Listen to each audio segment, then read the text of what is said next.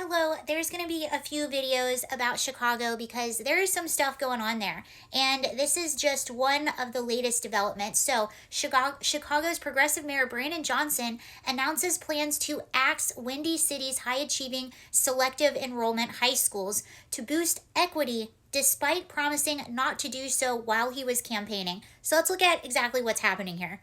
So let's say that you are a very high achieving student. You have the option, if you meet certain criteria, to attend school in a different district, a higher achieving school, to be around people that are academically similar to you.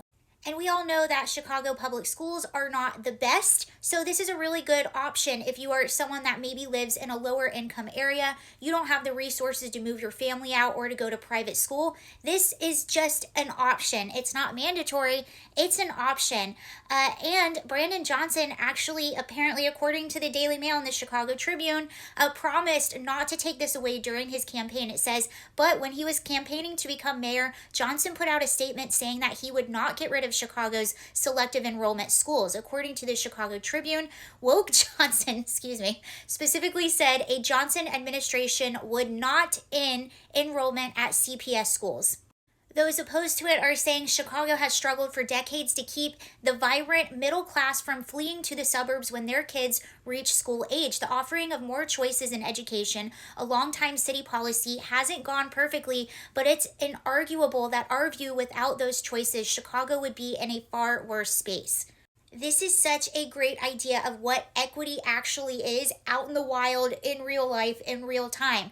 What it is essentially you are taking away from high achievers to give everyone an equal playing field instead of propping those that are at the bottom up, instead of getting them more resources, more help, more assistance to be able to prop them up. We're going to take from our highest achievers to bring them down so that everyone can be more equitable.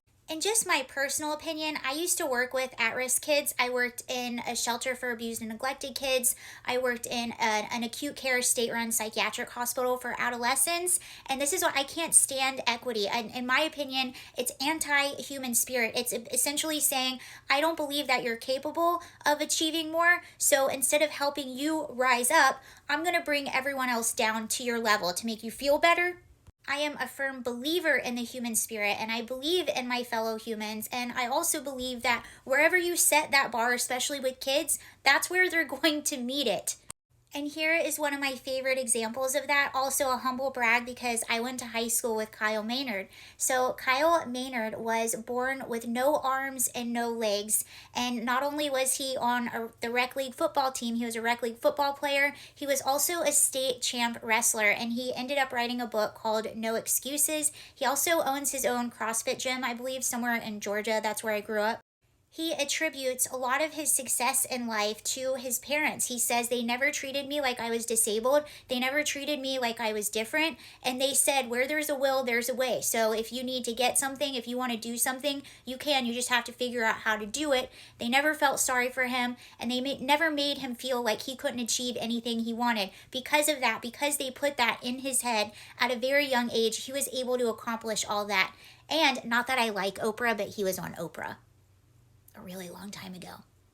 Back to Chicago and their selective program. From my understanding, this is now going to the school board to get voted on, so we will stay tuned and see what happens.